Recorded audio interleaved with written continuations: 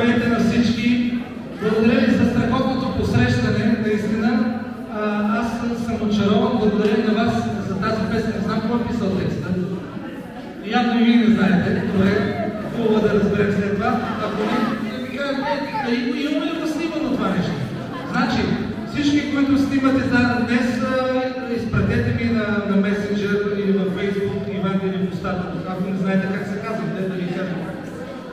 Защото просто искам да имам много спомени днес. И аз мога ли да снимам с моя телефон тези прекрасни деца с тези хубави усмивки, които вече съжалявам, че не съм станал заболекар на това, което съм. Добре, мога да си включа телефона, аз да снимам, дали госпожо? Здравейте, в час ли съм вече? В смисъл, почва часа, какво ще бъде часа? Разпитване, така ли? Аз мислех, че съм в училище, не в полиция.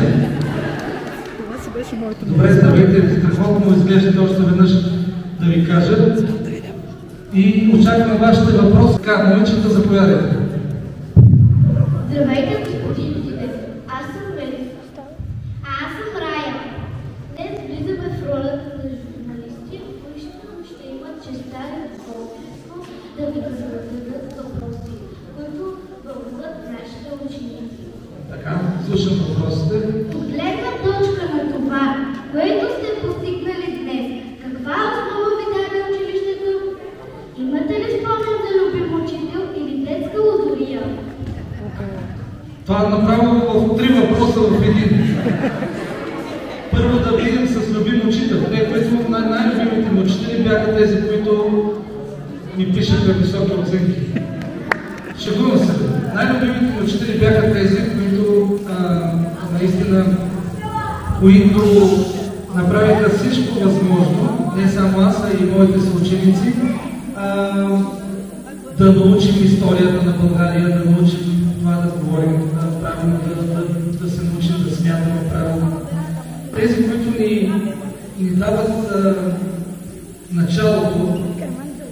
началото да бъдем, да почваме да се оправяме сами след като завършим. Сега, първо нека да тръгнем от там. Какво ми даде училището, да питам, нали? Първо, какво ми даде училището? Нали? Това ми питам, първи въпрос, че да. Значи в училище, смятайте преди колко години било това, може би преди около повече от 30 години, в училище бях направил първата си песен. Да, имахме да учим урок по история, само че идваше моя ред, когато трябва да ме изпитат и аз да не знам, че ще ме върнат назад в уроците. Затова реших един урок, това новия, да го направя с стихотворна форма.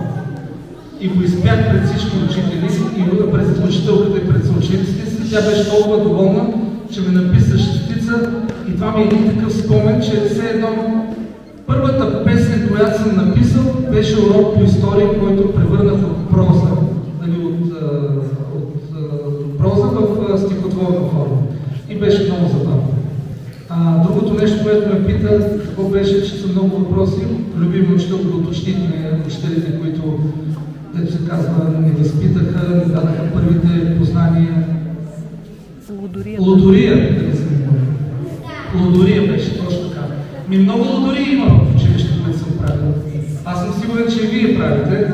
При нас беше, имахме дневници, такива, които разнасяхме от час в час. Те сега имат електронни дневници, нали? Да. Тогава имаме дневници и учителката пише, нали, като те изпита и пише там на оценката. И има дежурен, примерно аз съм дежурен в случая, взимам дневника и трябва да занесава в другата класна, в другата стая, там другата учителка пише оценки, като изпита някой. Само че аз решавам, че една учителка, която ми е направила тест, тогава беше контролна работа, е написала на целия клас много ниски оценки.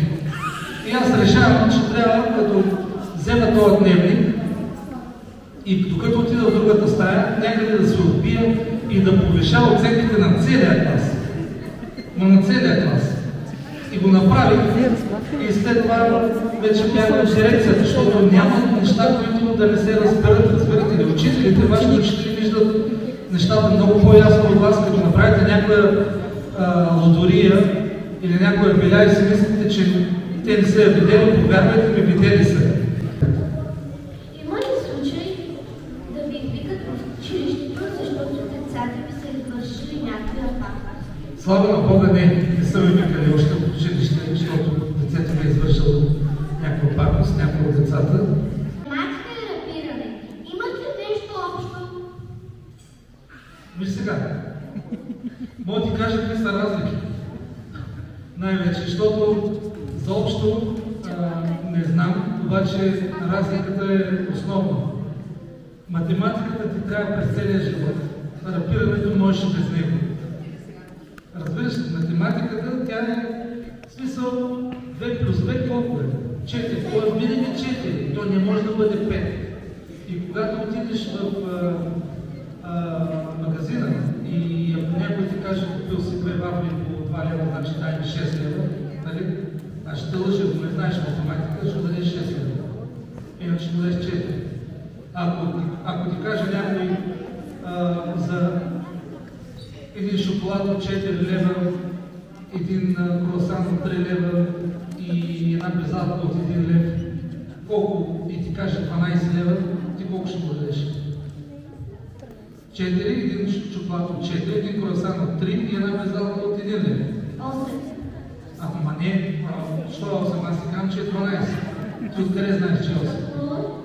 А ти откъде знаеш, че те лъжа? Мога да знам. Точно това е отговора, защото можеш да смяташ. За да не ви излъжат, положете се да смятате. Моля? Това ще е по-добре. Със сигурност, повярвай ми, със сигурност. Откъде дойде артистичното ви име Остатък?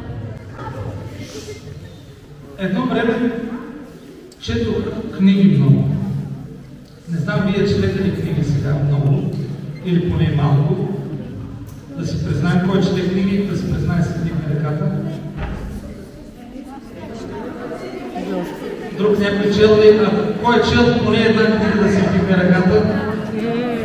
Ставате все повече. Кой е чел половин книга да си вдигне ръката? Една страница от книга, кой е чел да си вдигне ръката? Така. Да, първи клас за тях е простено. Значи едно време четах много книги. Като малък най-любимата ми книга беше Емил от Льоня Берия. Това е една книга, в която едно момче прави големи пакости и баща му се го наказва да бъде в там една барака и той си правеше човечета, но това е като малък така. Като голям вече, като някъде може би 6-7 клас, любимата ми книга беше, четях книги много за индианци, Винету. Винету обаче, Винету не ми беше любимия герой, беше ми един поразяващата ръка. Това беше един кълбой, който много бързо стреляше, 20 столетия стреляше. И аз когато почнах да мисля текстове, реших, че ще се кръстя на любимия си герой, само че вместо поразяващата ръка, поразяващата уста. Защото това, което говоря, се едно поразява, след това махнах поразяващата. Викам, аз няма да дам поражение на никой да правя и остана само устата. И оттам влизам. А иначе по принцип, като по-големи ми питат на този въпрос, ги лъжа, че съм си го измислил това, защото се целувам много добре. Давай следващия въпрос. Толкова много време имате в кариерата си. Какво ви донесе работата с другите изпълнители? Какво ми донесе работата да направите много хубави песни? Някоя песен знаете ли някой дует мой? Кой? Мой си дядо, да. Добре. Шарли Джендър, то не е дует. Така, друга някаква песен знаете? Ще я кажа близката. Мой си дядо, да. С това парче, с Софи Маринова, с тази песен кандидатствахме на Евровизия. 2007-2008 година. Така че това, което ми донесе ми удовлетворение за това, че имахме късмета да направим с колегите много хубави песни, които се слушате до днес. Работите с много български изпълнители. Така. Аз даже работя, разбира се, аз даже новото шоу, което имам едно стендъп комеди шоу сега, но вие сте още малки и мога да разберете всички шеги. Обаче аз така излизам още в началото, като излизам да се казвам, здравейте, аз съм Иван Дилев в устата, имам дует с Софи Маринова, Тони Сторанова, Азис. Общо взето човек, като погледне моето творчество, все едно е правено по някаква циганска социална програма за интеграция в музиката. В смисъл аз да се интегрирам. Много роми съм работил или както Софи Маринова ми казва, що ми махне тази дума ром, вика, ние сме си цигани. Значи, аз не намирам първо да кажа,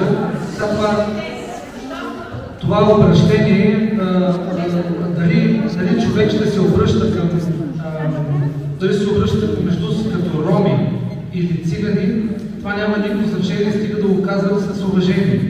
От английски, ако вземеш английски, учите ли тук? От английски, думата на английски джипси, как се превежда на български? Джипси, не чипс, не чипс. Джипси. Джипси се превежда като цигани, а ром се превежда като рим.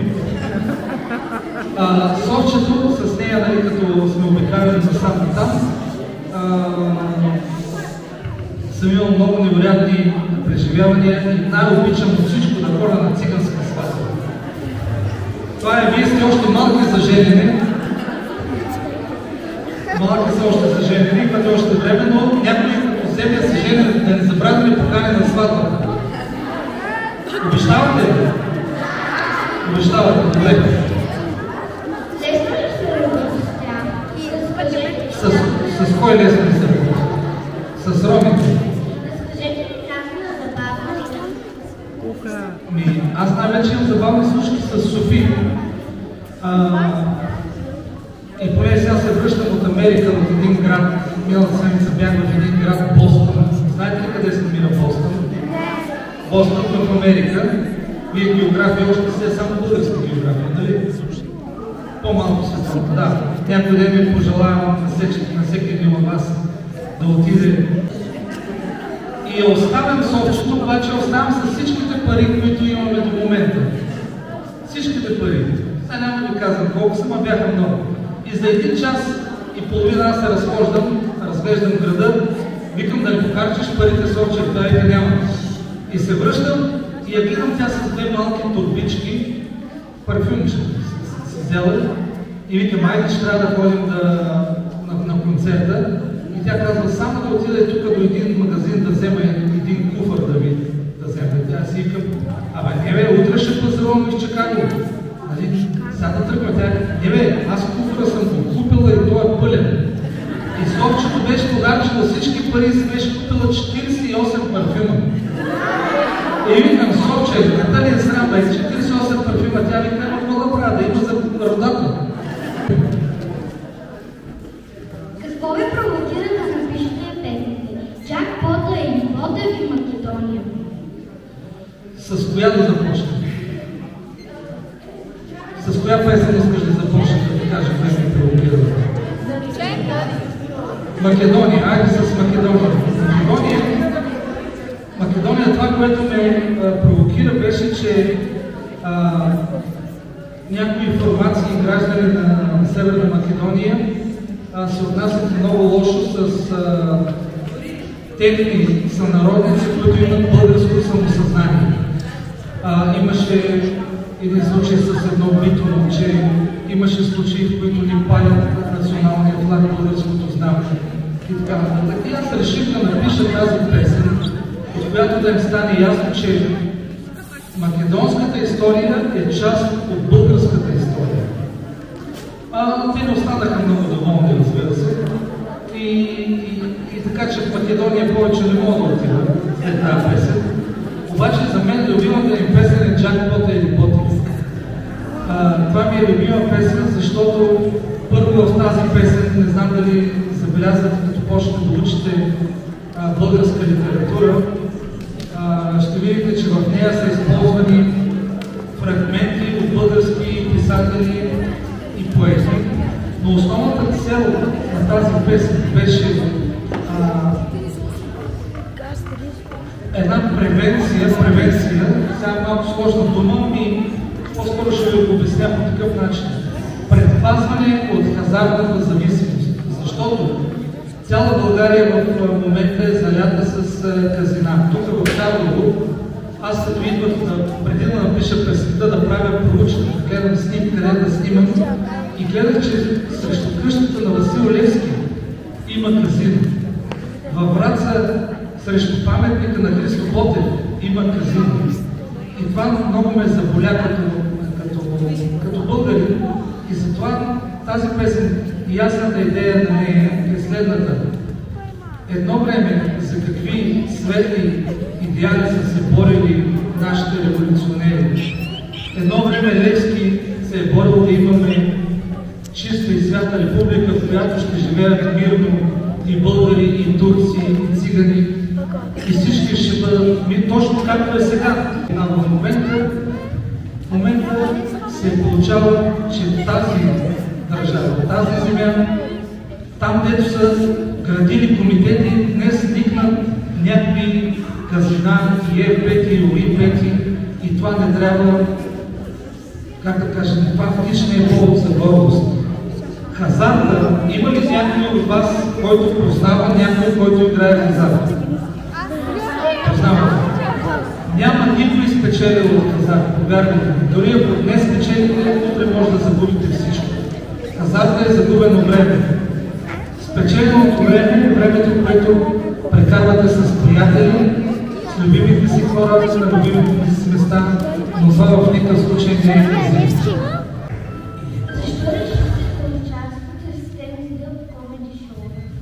Защото човек някой път, като му е много тъжно, си мисли, че имало е случай на някой да му е много гадно, много тъжно от вас. Писали са му лоша оценка, скарал му се някой, нали?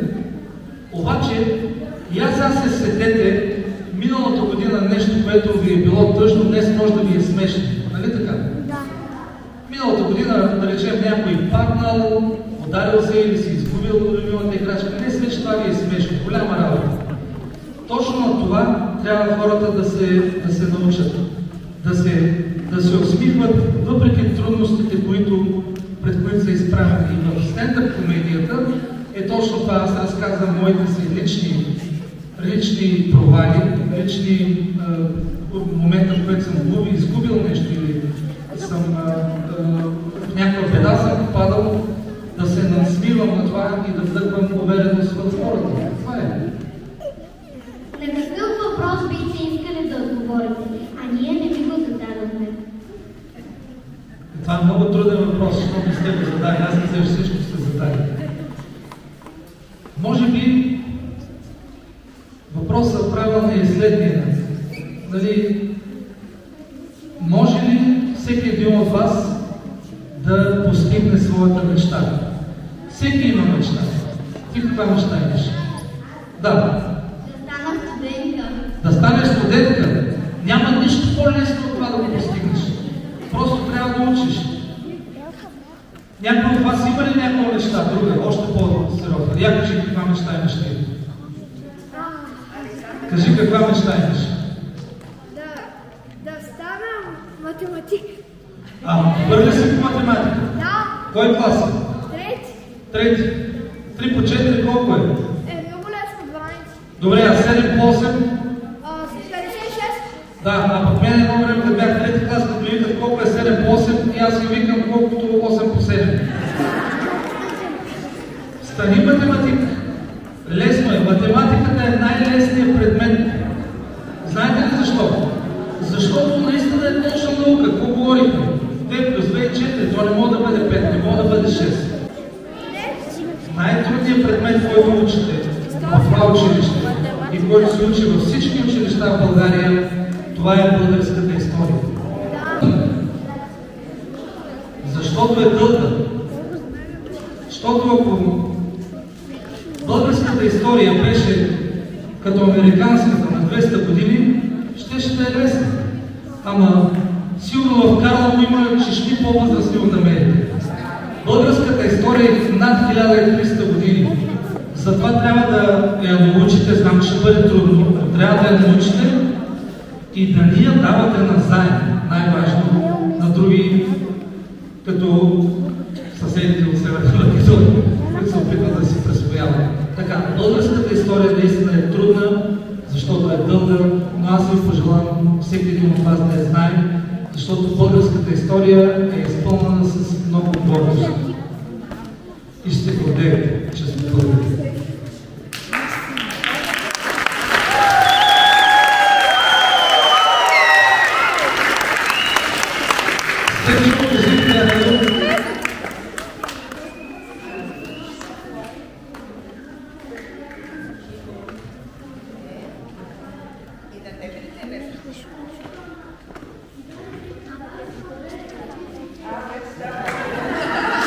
Така ли? А то ще стане още по-трудно, да знаеш. След това като почне корпус квадратен от еди колко си по, еди що си, най-мразих на математиката неизвестните. Едно уравнение, как набутаха сумата неизвестни вътре. Ти не знаеш А плюс Б плюс по Y и така нататък. Това беше много трудно алгебра. Но геометрията ми беше любима. Виж сега, викаш, сега става по-трудно. Обаче, ти като учиш, той има само един верен отговор. Виж, няма повече верни отговори. Така че не е като политиката, да речем. Или дори и в български, ако не знаеш някоя дума, може да обясниш с други думи. Добре, други въпроси някакви? Кълпазани такива? Я да видя. Смело, давай, приятели. На колко сте години? Много съм възрастен. Много, на 47. Да, много съм голям. Общо взето, аз съм завършил училище в миналия век. Друг някакъв въпрос. Но съм по-малък от Кони Сторавите. И от Константин. Сега кажи Мила. Какво съм учил? Първо съм завършил основно училище като вас. Основното училище се наричаше второ основно се водеше Петко Рачев Славейко. Знаете ли кой е Петко Рачев Славейко? Не. Още сте малки. Аз знаете ли? Чакай. Има прекрасно произведение Извора на Беломогата. Прочетете го по-разно. И след това съм завършил математическа гимназия. Математическа, да, с математика. И за това казвам, че е защото знам. И след това съм завършил студент 2 пъти Мила, а па сега се занимавам виж с това.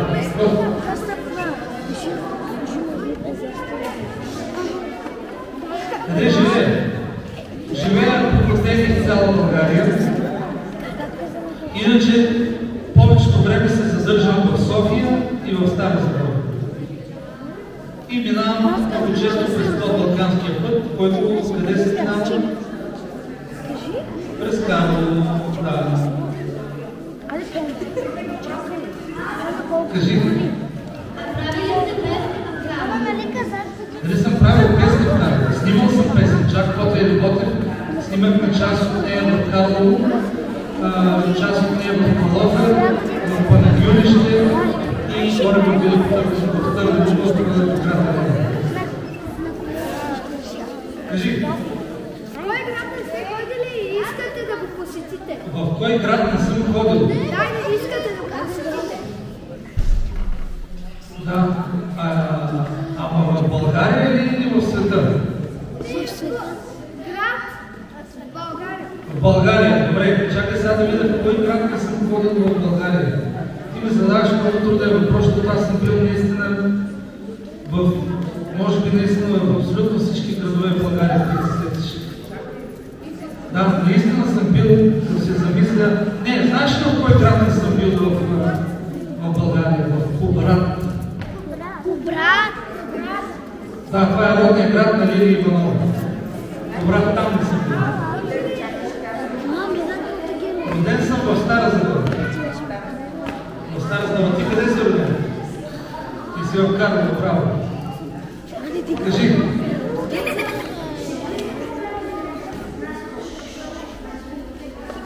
Бих ли направил песен?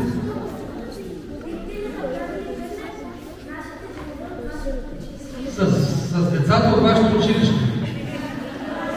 Като пораснете. А вие като малки може да направим също песен. Въпросът е, че направете, значи че айде да направим така. Вие правите песен. И казвате, ей, тук си оставяме малко място, ти да дойдеш да се включиш в тази песен. Не аз, не ти, аз. Казвате. Ето тук са ти оставили място, ще си измисли текст, на който да рапираш. Останалото вие го правите и ми оставяте място за мен да песен. Става ли това? Айде, вие да си правите.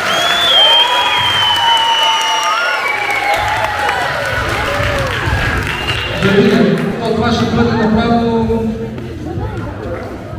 страшна работа. Така ли? Имате математически работа. Друг въпрос има ли да почнете с снимките? Кажи. Къде сте учили? Те ме питаха вече, бе. Учил съм в Стара Загора. Давай ти. Каква кола карате? Каква кола кара? Тойота кара. Тойота! Да, Тойота. Супра! А знаеш ли какъв ми е номера на колата? Номера на колата ми, този номер се взех, нарочно чакам да излезе, защото исках точно този номер. Номера на колата ми е 0681. 0681 и ме питат, ти дали си роден юни месец 81. Викам, не, това е 681. Тогава е друг роден. Кой е роден 681?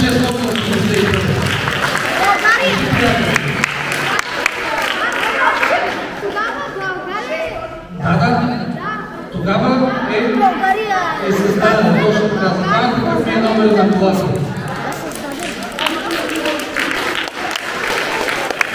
Само извинявайте.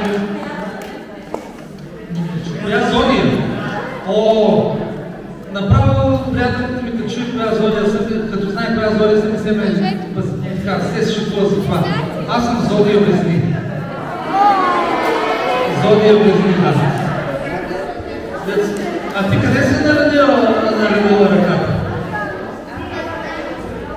Знаеш ли какво е най-активно щупената ръка? Гипса, колко шарене, особено след преди свалецеки се разписва, виждам, че вие сте почнали. Да. Скъпи ученици, да благодарим на господин Тинев, който ни направи много щастливи с присъствието си днес. И понеже тук нашите учители знаят, че работят най-страхотния екип, му казваме, че вече става почетен член на нашия екип на Радио Пловдив.